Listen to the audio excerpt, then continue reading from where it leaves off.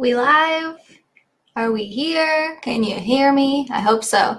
Hello, welcome to the Daily Juice, where I go live every single day on Periscope. I'm also live on YouTube right now, and you can follow me everywhere. The username is NextJuice, N-E-X-Juice, J-U-I-C-E. I am a full-time live streamer, and tonight I'm doing my weekly recap of CBS's show Big Brother.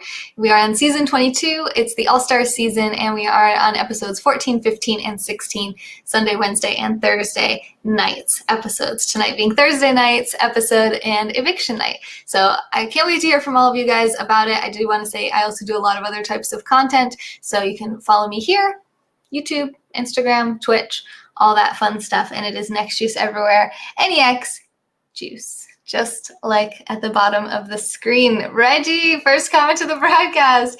Hi, Demetrius. Mike says, what a great episode, but I feel like he does not watch it and has not watched it and has no idea what's happening. Hi, Matt. Hey, New York City guy.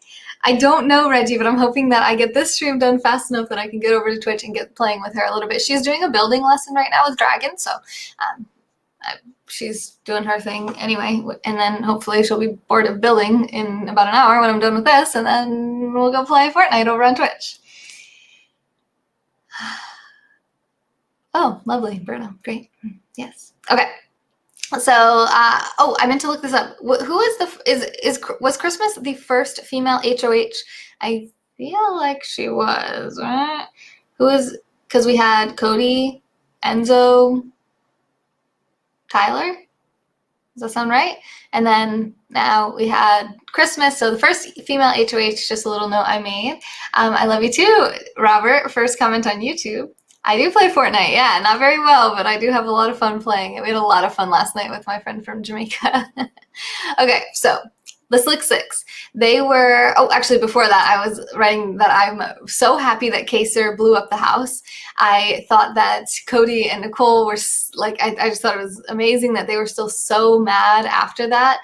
But Danny actually handled it really well, which I wasn't expecting because I would have expected Danny to blow up more. And they were all mad at first, but Danny seemed to calm down and put on a better, like, poker face, game face soon after. So I was actually pretty impressed by that, considering they've been kind of like, painting her as a villain a little bit this season, so it was nice to see her hold her shit down. So then we get to the Slick Six calling each other out during the HOH competition, where it was a call out. You picked two people to go head to head, and a competition where you had to count like a number of faces with filters on them. It was called Filter Face Off, which we talked about last week. And there were some ramifications from that competition where they weren't really sure why people were picking the people that they were picking. Now, when I was watching it, I thought it was pretty obvious and good choices, but looking back on the Slick Six, now remember, last week we were already saying the Slick Six was over and they had already imploded and died, and now it seems like they're like still just like trying to put more nails in the coffin. So they kind of reiterated that that alliance is no more, because they showed, so they're talking about this, and then they show 4 clips from the previous HOH competition, and they are clips of the people in the Slick Six calling each other out. But I don't feel like that was handled, it didn't make sense the way that they were reacting to it. So the 4 clips that they show Danny calling out Bailey and Devon. They showed these clips in this order. I assume this is the order in which it happened in the competition, but I'm not 100% certain.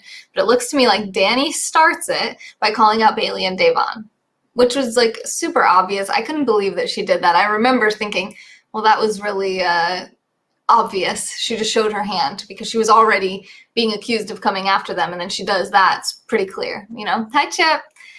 Hi, Ed. Hi, Michael. Hi, Rhodey.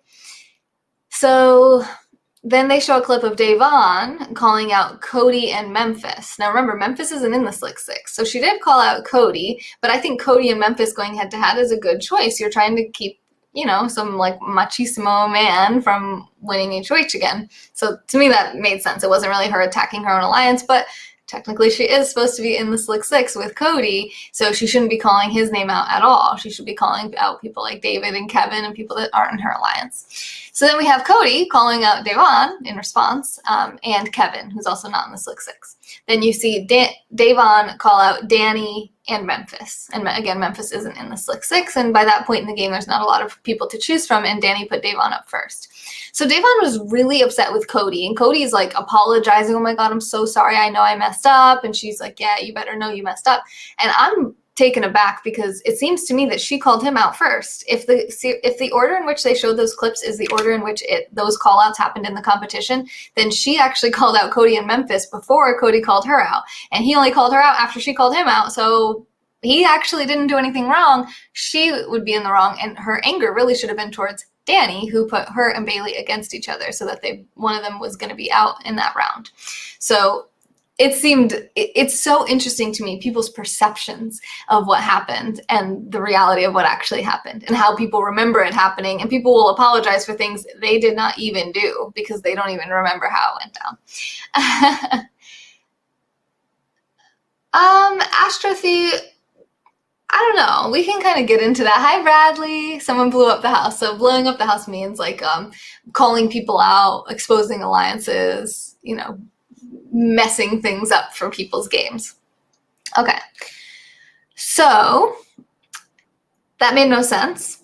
Then we have Christmas targeting Bailey and Devon for being a strong pair. So Bailey asks Christmas, who is your untouchable in this game? And Christmas says, I'd like you to go first. And then she says, you already know mine, it's Devon. And they don't show Christmas they don't show the conversation proceeding after that point. You could probably find it on the live feeds or something, but I don't know what Christmas said in response. As things unfolded over the next couple of episodes, in tonight's episode, Christmas said she never said who her untouchable was. So that's what we're led to believe, but when we talk about Thursday night's episode, we'll get into that.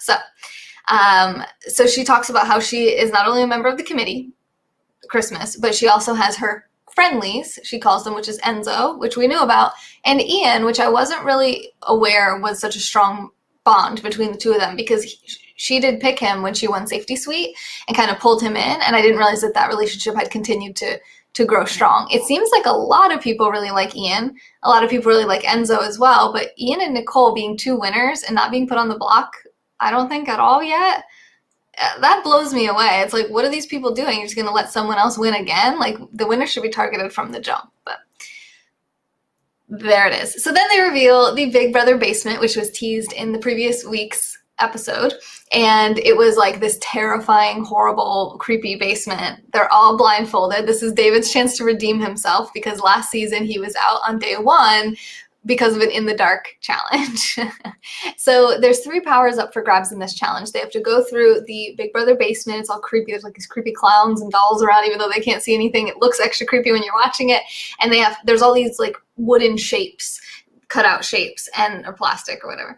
And they have to find the correct shape to fit into one of 3 podiums. So there's 1 podium per power and 1 shape that will fit. So I got kind of confused because I'm watching this and I'm seeing like David has this lightning bolt shape and he doesn't fit it into the podium and he sets it down. And I'm like, oh my God, he messed up. But then they show Bailey doing the same thing and she says hers is too big. So they have the right shapes in some of these objects, but they don't have the right size. So they're going around, they're looking for the right shapes and sizes, trying to remember where the podiums are and make their way around and not punch each other in the face too much and fall on top of each other, which happened a lot and was actually pretty entertaining. So the 3 powers are Replay, Disruptor, and Blocker. So let me just make sure I didn't miss anything. So we're like, oh, David, and I'm like, oh my God, David, like he had the lightning bolt and he messed up and he ruined it again in the dark. It's like so horrible. But then it turns out he just had the wrong size and he actually does get the correct lightning bolt shape into the podium before anybody else. And he wins the disruptor power, which was really completely 180 from his previous experience last season. Last season, he was the first person to go home because of that challenge, the In the Dark challenge. Now he gets to get a special power in the game that I think is quite a good power, and I'll tell you what the powers do in just a second. Plus, he is, he won something in the dark, and it's something that it just, it's just like something you want to see that happen for everybody, for them to have that moment where they say, okay, I did something in this game. But also, he's been saying he wanted to mix up the house and disrupt the house, and then he wins this power that's the disruptor power. So I think that's pretty amazing. The powers just seem copy and paste from last season. Yeah, they're I don't know if they had all these. They're similar. I don't know if they're exactly the same, but it's still good to have powers in the game for sure. So he got the disruptor power, Danny got the replay power, and Christmas got the blocker power, which is pretty cool because Christmas is also the HOH.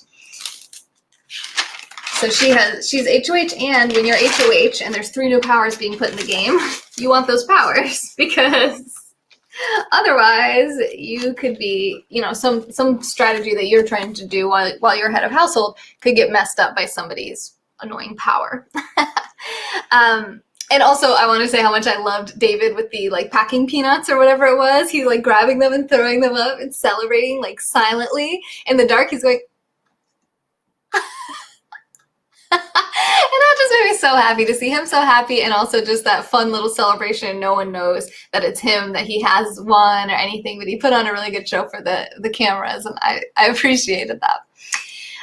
Then I realized that Christmas and Tyler have a Final 2 deal, which has been going since day 2. And I don't think I was really aware of that explicitly because Tyler, remember right in the beginning, he was he just started working with everyone, working relationships with everyone.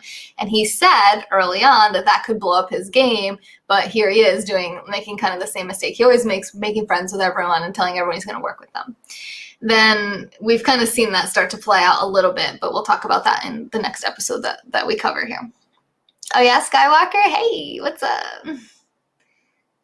The power, make it rain everywhere you go. Exactly. Hey, Junior. Hi, excuse me, Steven. What's up, guys?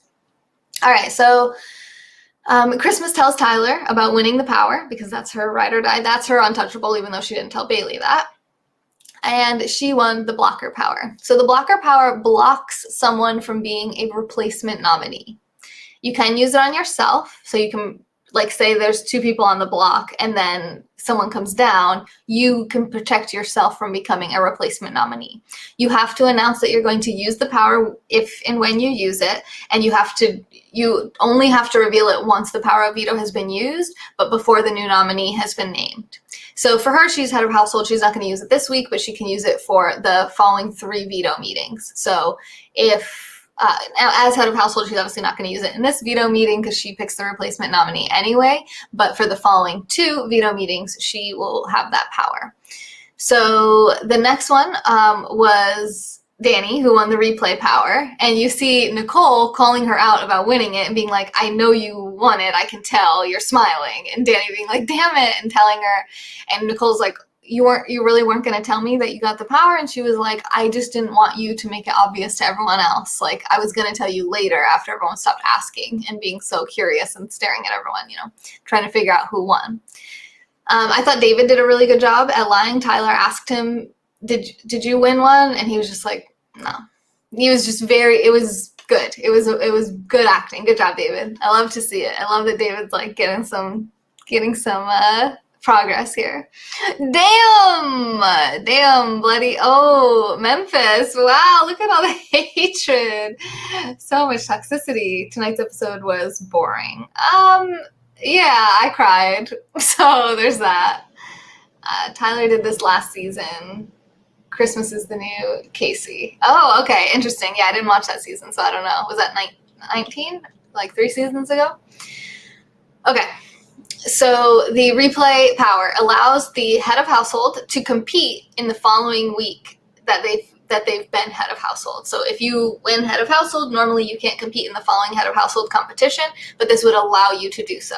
Now, Danny hasn't won head of household before, and she hasn't really won anything, so she's a little bit down on this power because she feels like, well, she only really wants to use it on herself to get her own game progressed, and unless she actually becomes head of household, it's not even really useful, but she could use it on someone else, so we'll see if that power even gets played at all, and that's for the next 3 head of household, so she can use it on the current head of household on Christmas, or she could use it on the following 2 head of households and allow them to compete the following week.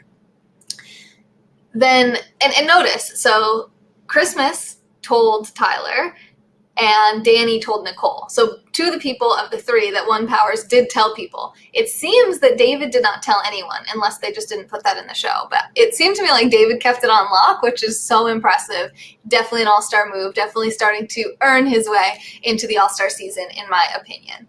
So the disruptor power, I think, is the best one. Absolutely. By hands down, like by a mile, the best power. So with the disruptor power, you can secretly save a nominee and force the HOH to name a replacement nominee. You can use it on yourself, and it's good for the next 3 nomination ceremonies. So this means that he can, if he gets nominated, he put up on the block, he can take himself down, and it's secret. So he can use it in secret, and nobody will know it was him that did it, which is super powerful, awesome, and amazing. So we'll see if we get to see any of them use any of their powers at this point. So the nominees end up being Bailey and Devon, as we kind of knew the whole episode. Christmas starts crying, is really, really upset after. And she says that the reason she's putting them up is because Bailey told her that Devon is her untouchable. So she views them as kind of like a power duo, and she wants to break up the duos in the house as she sees them. That's her argument. I don't know that that's totally true. It seems like that, I don't know. Maybe that was it. So interestingly, I follow Jamal Shipman on Twitter, and he's a Survivor contestant from 2 seasons ago.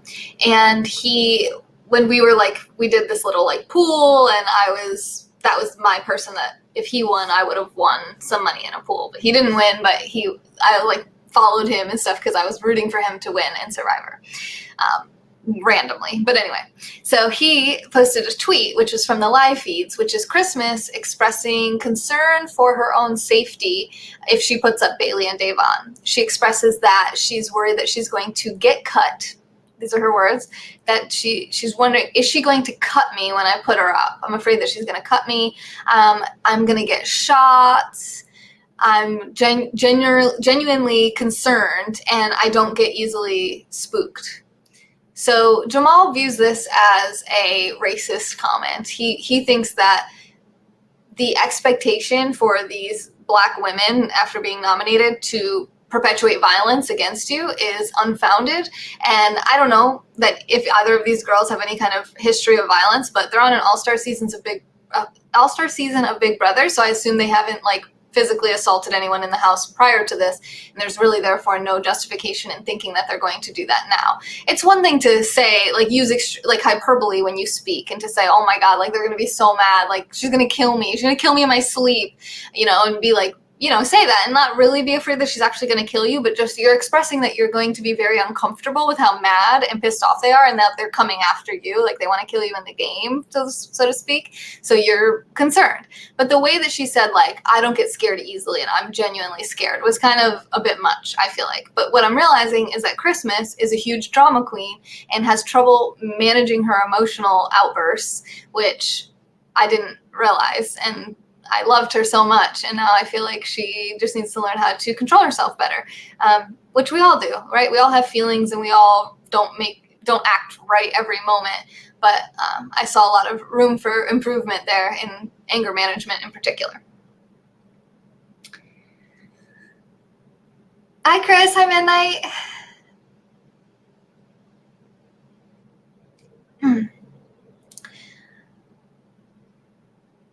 And Bailey even says, she's like, you just put me up on the block, and now you're crying in my arms? Get it together. You're a mess, And I like that. I feel like that's pretty accurate, you can't nominate someone else and then go to them for pity. You're crying. It's just, there was a lot of emotion around this. It's the first female head of household, and for whatever reason, and that was surprising too, because as a female HOH, too many more girls than guys have gone out of the house already, and then you put up 2 girls on the block. It's just kind of oh, why are women always cannibalizing themselves in these fucking reality shows?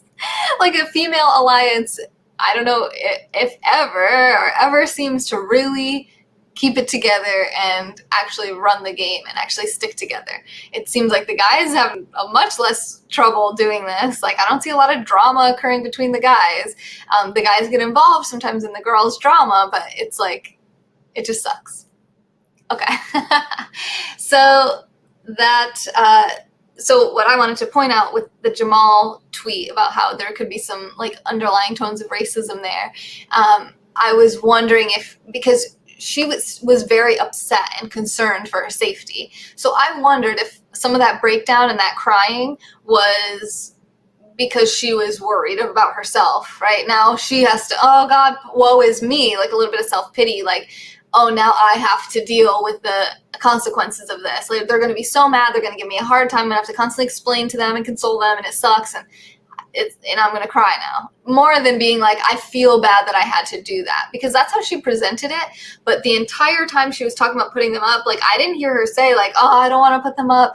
Oh, you know, she was kind of like, this is something I have to do for my alliance, and this is it. This is what I'm going to do. I had to take this shot. Now, I don't personally agree that she had to take that shot, but from her perspective, she did, and that's what she keeps saying. I think she easily could have gotten away with like a David and Kevin nomination and just, again, kind of kept under the radar, because the emotions that came from this, and she could have kept her options open with Bailey and Devon, which I think would have been a good move for Christmas, because I don't know. I can't tell really exactly where she is at in the house, especially after tonight's episode. Okay, so let's go on to Wednesday night's episode, last night's, which was episode 15. And it starts right out with Devon making a really good point. She says, you know, Christmas says that she nominated us because we're a strong duo, because Bailey said I'm her untouchable, so therefore she knows that I always come before Bailey, so she's threatened, right? She knows that she can't work with that person because they have someone else, so they have to take that other person out of the game in order to work with the other person, or to work with the original person. And Devon says, well, there's a lot more powerful duos in this house than me and Bailey. And that's absolutely correct. And the reason is because Christmas is working with them. So even whether it's Cody and Nicole, or Cody and Enzo, or Tyler and Danny, and all these people, they're all in the committee. So and Enzo is also like with Christmas on a side alliance, so it's not somebody she would put up. But Bailey and Devon are out of the loop. They don't know about the committee. And that's something that really blew me away, even in tonight's episode, is that every person that has gone out of the house so far does not realize the committee exists. They do not know about the alliance. And it is so impressive to see this group of people pull this off so successfully. Some of them were more sloppy, especially the younger ones, but people don't realize that Christmas and Memphis are in that alliance, which shows how well Christmas and Memphis have positioned themselves and how well they're playing the game. They appear to be on the outside of the alliance as well, so they get a lot of information from people like Janelle and Kaser and Bailey and Devon, because they don't realize that they're working with them in the committee. So that's really impressive, and I just got to give kudos for that, absolutely. So after the nominations, Bailey's crying. She says she wants to leave the house. She feels very betrayed by Christmas, and not only did it blow up her game, but it blew up Devon's game, because Christmas said, when she nominated them, you told me the other day that Devon was your untouchable, so I have to put you guys up as a duo. And that embarrasses her, and it makes her feel like she messed up, and she really wants to go. Devon basically begs her to stay and says, stop talking like that. I need you in this game. You need to get your head back in it and calm down, and we're doing this. And Bailey agrees. They hug, and David gets in on it, which is kind of random. It looked a little creepy, and I'm sure it wasn't. I'm sure it was fine, but like, you see Bailey and Devon, they're having this conversation. David's kind of there. He's not really, David like never saying anything. He's just there, and he's like there, and then they go in for the hug, and then he just like rubs on both of their backs, and I'm like, what the heck is that? Okay, so then Devon tells Danny that it was Tyler that told her and Bailey about Danny coming after them. So Danny promises her and reassures her that she never said that, and that she wants to work with them, and that that's completely untrue, and blah, blah, blah, which I think is a bad lie. And Bailey kind of already, I felt like it was already pretty obvious that Bailey could tell that that Danny did say she was going after her, because when Bailey and Danny had that conversation, Danny was just kind of like, well, I don't know, and Bailey's like, how am I supposed to react when I find out you're coming after me? And Danny's like, I don't know. Like, she doesn't really say who told you. Like, if that actually didn't happen, if you weren't targeting someone, you'd be like, who told you I was targeting you? Please tell me, because that's not true, and I want to confront them about it potentially, or just to know that this person is like spreading lies and rumors about me. But she doesn't. She doesn't press for that information, which shows that it's probably true, in my opinion. But anyway, hey Shag, what's up? Black Lives Matter, playing the victim card. It's tricky because I see a lot of comments coming in about their race, and I see some people saying, oh, isn't it so annoying that they bring up the race card? But then I see a lot of comments about their race, and like, nobody was talking about anyone else's race in the game so far. Like, no one's like saying, oh my god, they're being targeted because they're a different race. So like, the white people can be targeted just fine, and then you put black people up and it's like, oh my god, how could you put black people up? Like, are you not allowed to put black people up on the block in this game, like, because they're black? I mean, that's kind of like racism. It's reverse racism, or whatever it's called. Like, you can't go one way and not both, right? So if you're upset that black people are on the block, like, why not be upset that other people are on the block?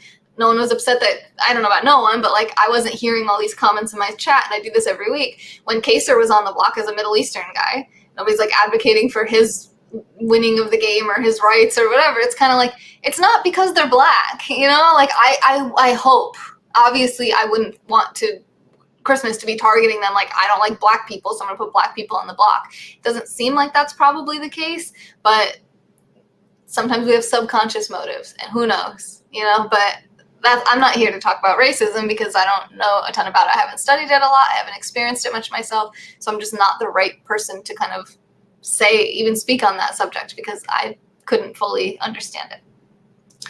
They were playing the victim card. Yeah, I think it was emotional, right? They didn't want to be voted out of the house. And they felt, I can see that, like, they were like, Black Girl Magic, obviously we're going to work together. Like, they're connected because they're in a shared minority of black women. So, and they know each other from playing the game in the past.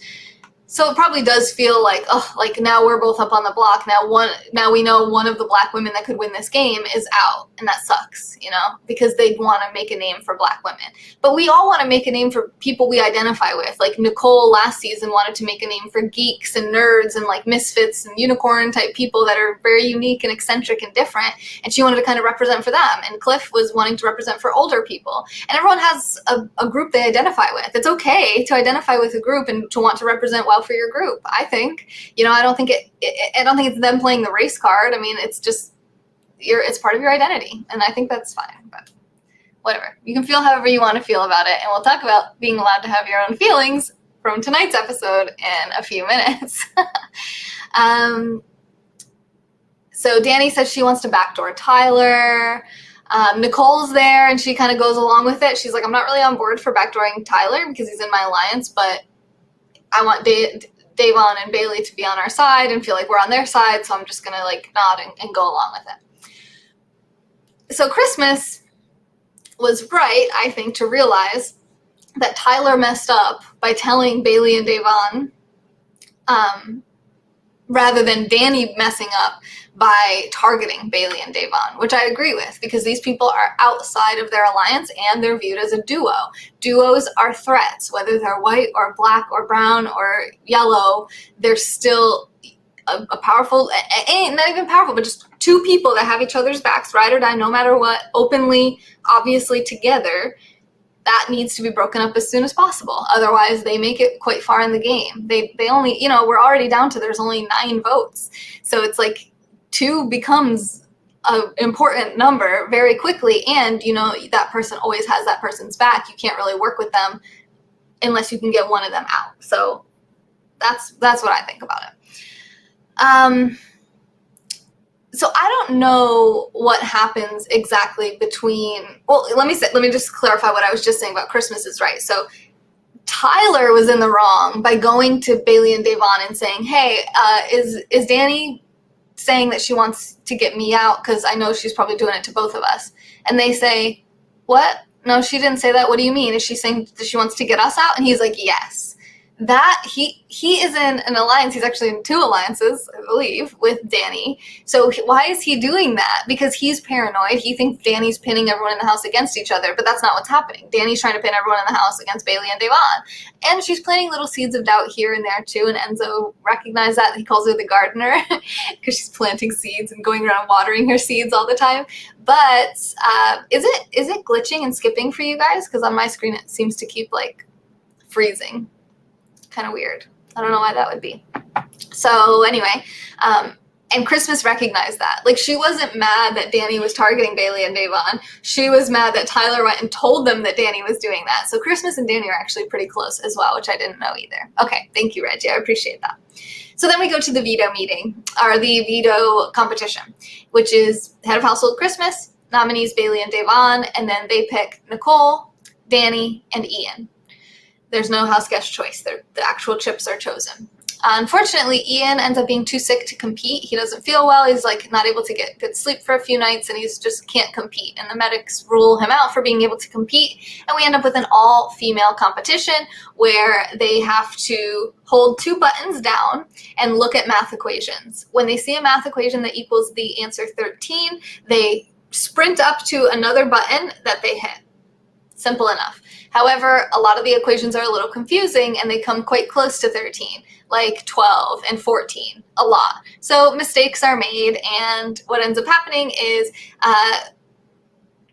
even before the competition, Danny and Nicole talk about potentially throwing the competition to Devon because they talk about maybe even taking her down, but they're like, it would be better if we just throw the comp and she wins and she takes herself down, because they're trying to extend an olive branch here to Devon. They want to be able to continue a working relationship and kind of smooth over the previous ruffles. So they're trying to kind of keep that option open.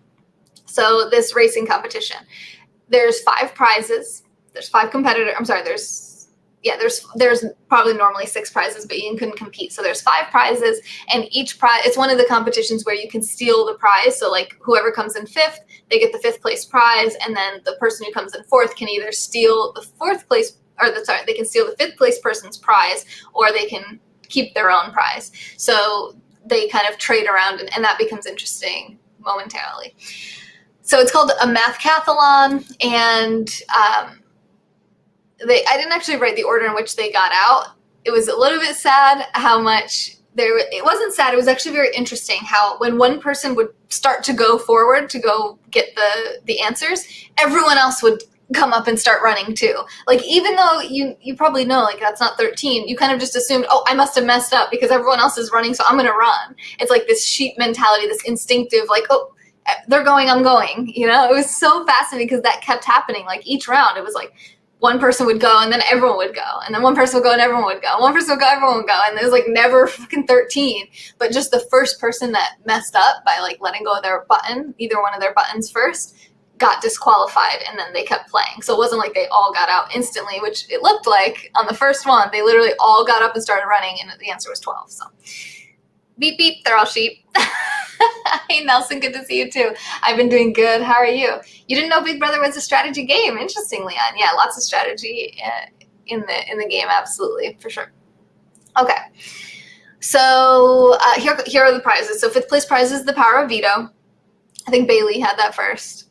Then you have food and fitness, which is a home gym and no have-nots the rest of the season. So it was actually Devon that was out first. She got the power of veto. Bailey took it from her and gave her the food and fitness prize. Then Danny got out and she picked the Slopatard prize, which made me laugh a lot. Slopatard. And it's basically like a big leotard that advertises the slop cereal that they eat when they're have-nots.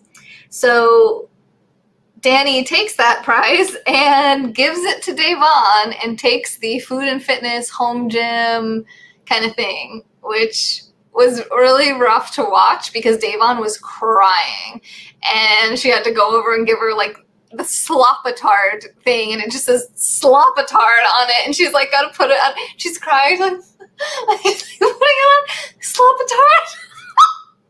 It was sad that she was sad, but it was so hilarious because it's like she's so upset, and Danny's just kind of like I'm gonna take that home gym and give you this slop-a-tard that's super awkward, and there's that. I'm like crying just thinking about it because it's so funny.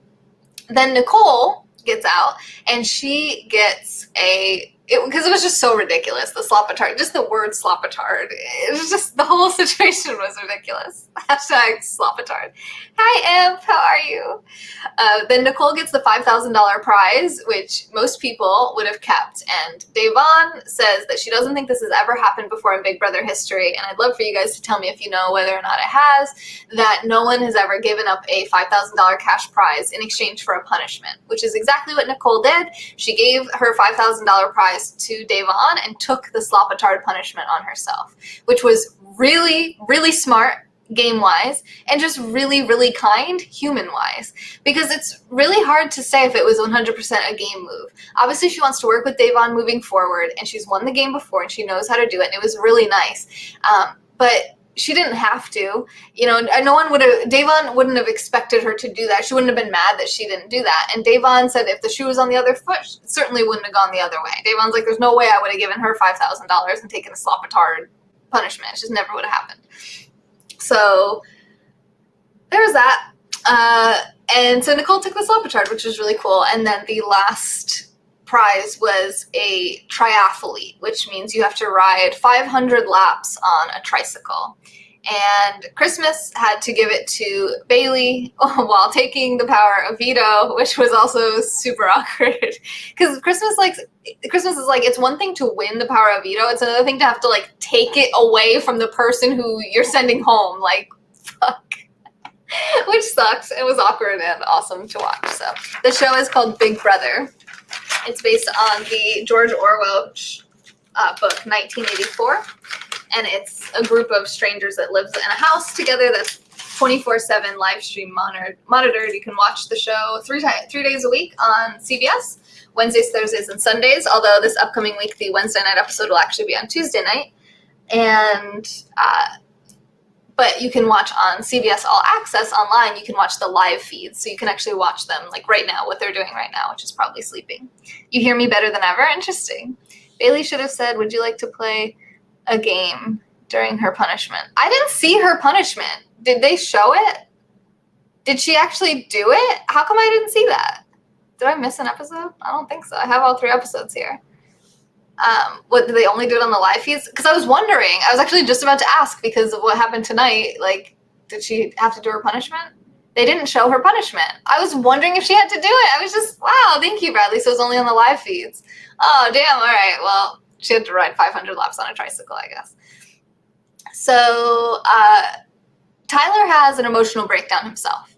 And this is what I'm curious, what conversation he and Danny had before this, because Tyler seems to blame himself for everything that is going on with Bailey and Devon, for them getting targeted, blah, blah, blah.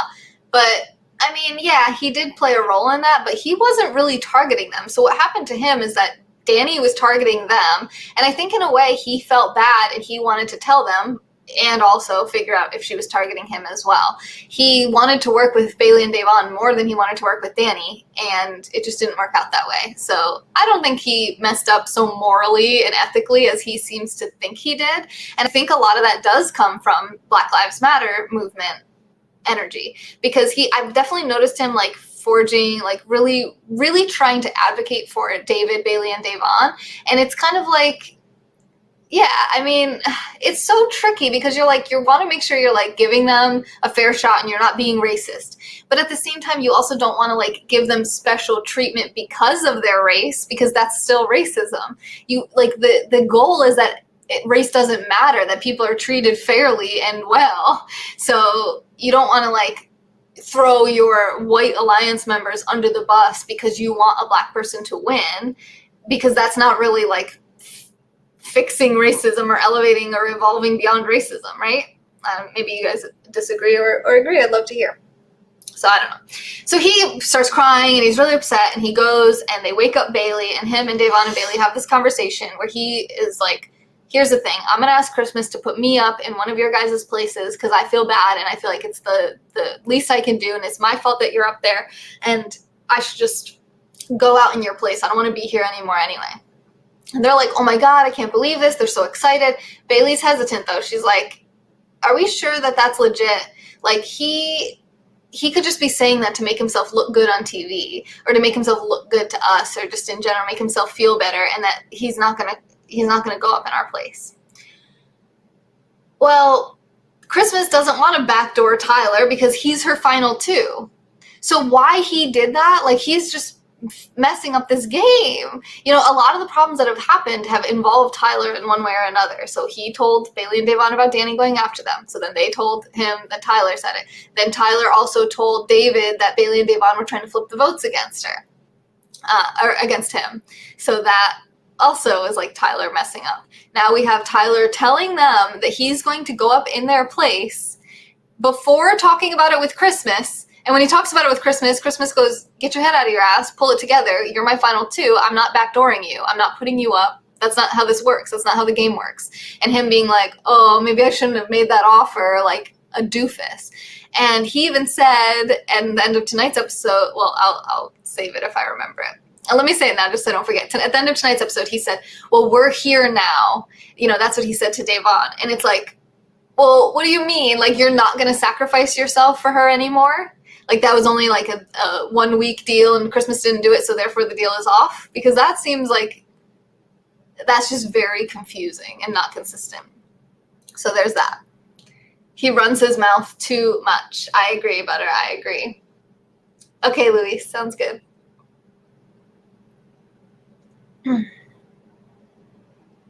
Okay. So then we have,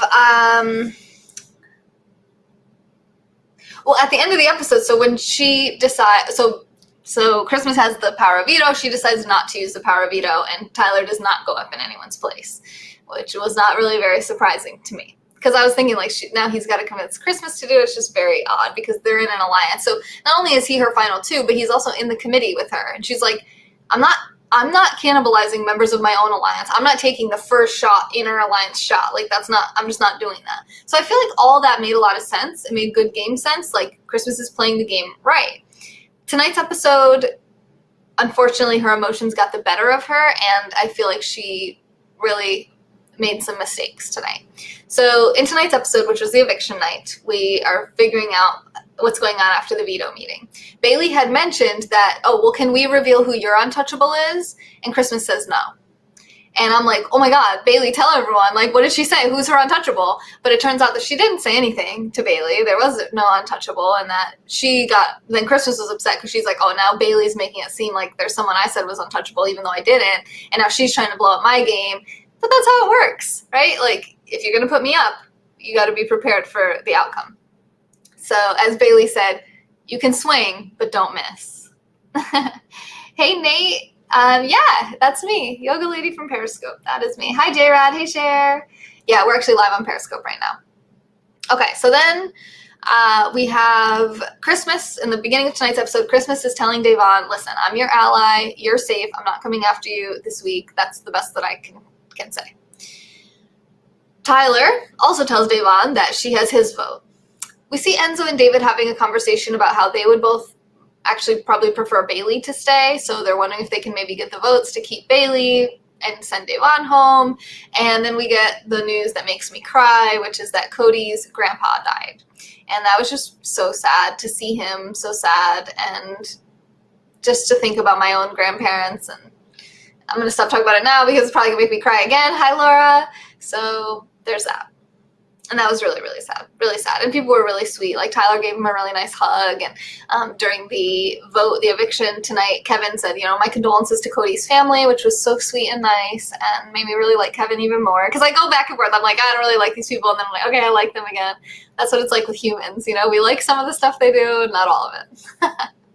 So then there's this big fight that happens between Christmas.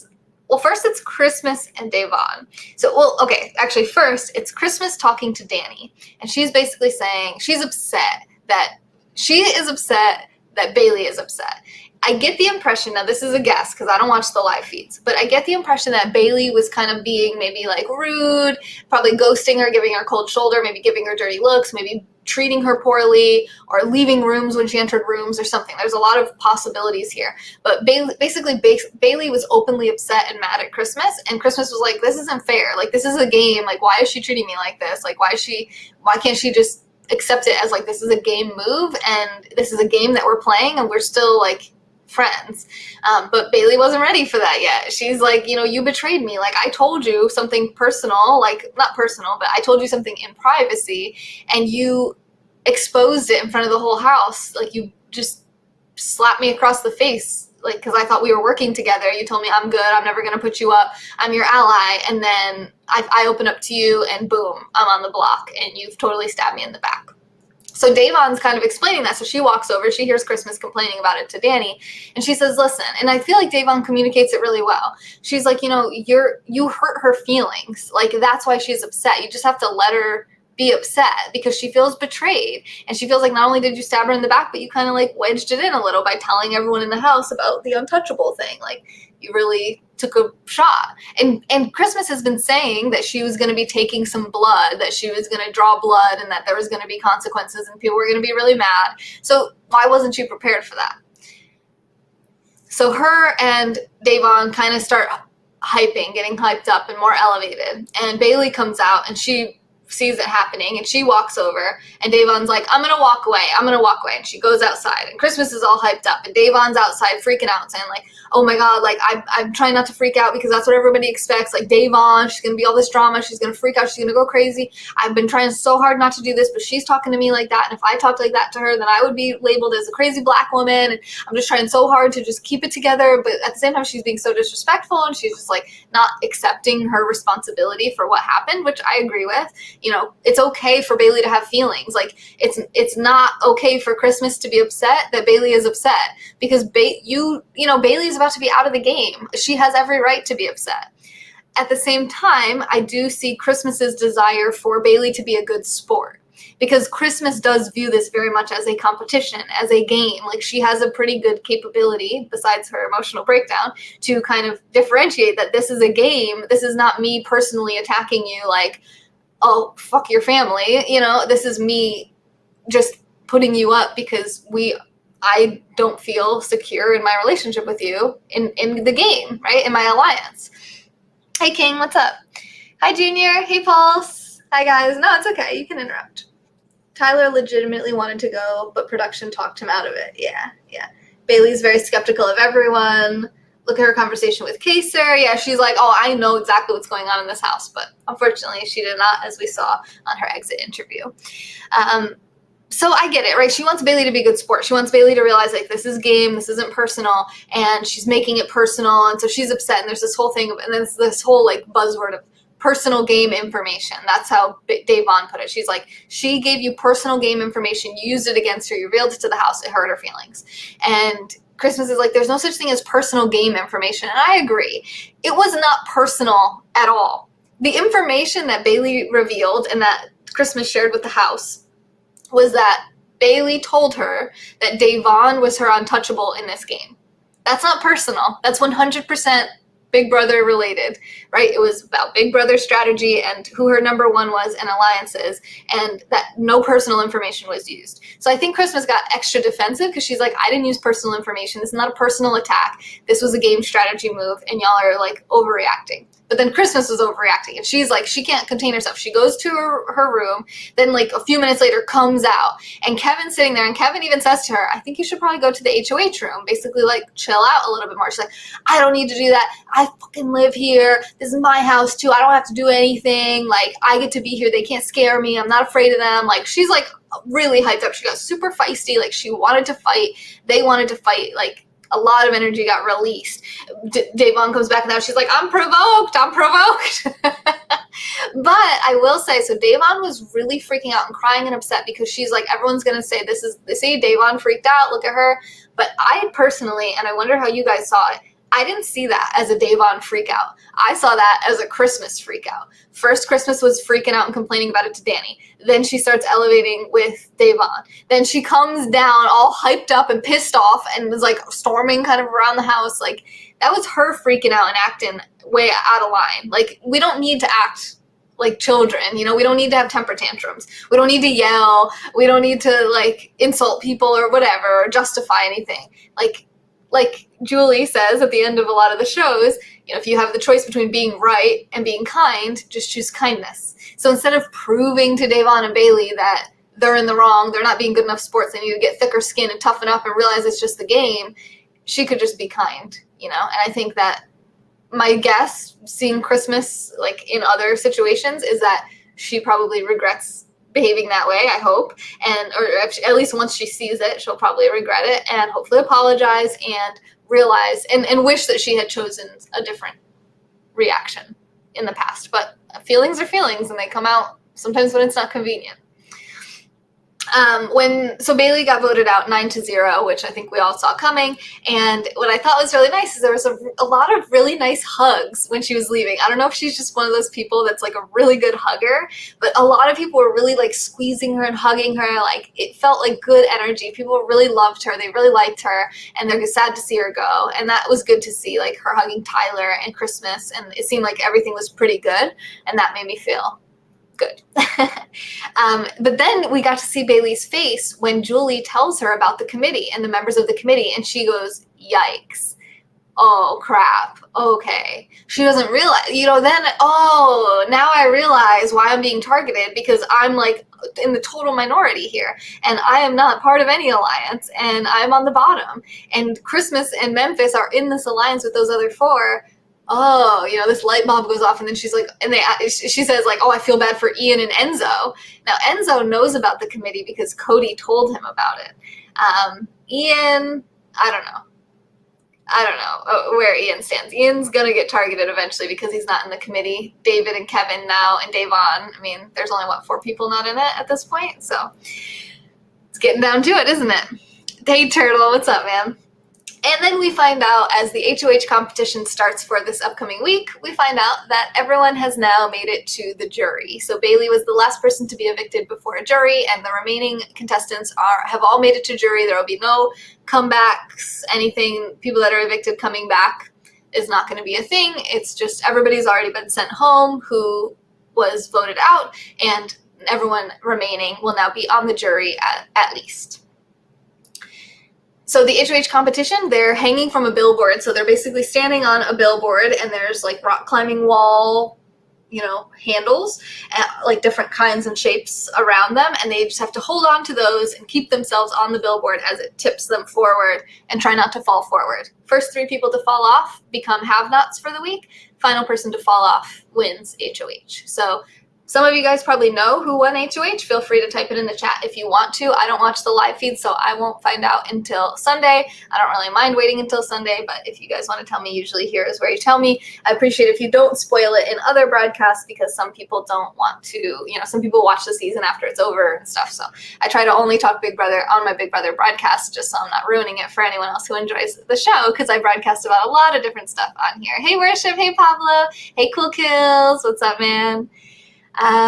And like I mentioned, next week, this upcoming week, Wednesday's episode will be on Tuesday instead. So it'll be Tuesday, Thursday, Sunday. So I will be back. I'm sorry, I should say Sunday, Tuesday, Thursday. So I'll be back right here on YouTube and Periscope with another weekly update for episodes 17, 18, and 19 next Thursday. Usually between like 10 and midnight Eastern time is when I go live. I was a little late today because I had a doctor's appointment with a hand surgeon. I think I am going to get the surgery on my wrist done over winter break.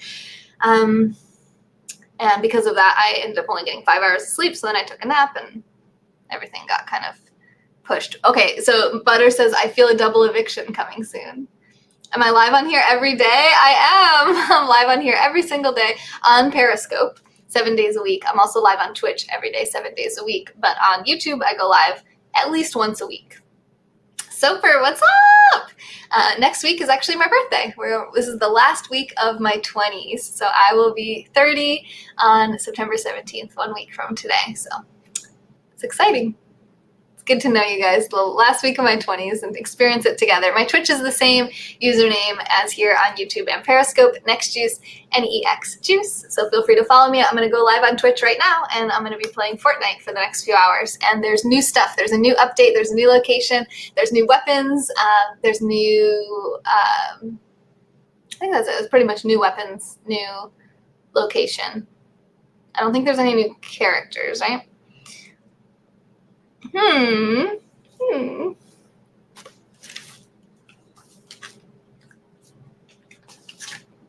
Thank you, Butter. I appreciate you, man. I remember when I was 30, now I'm 80. Well, yeah, you aged 15 years in the last 2 days, so that's lovely. Okay, I love you guys. And I hope to see you over on Twitch in just a little bit. I'll be there as soon as I can. Love you guys. I hope to see you on the next juice. Please remember that you are worthy of being loved and feeling comfortable in your own skin.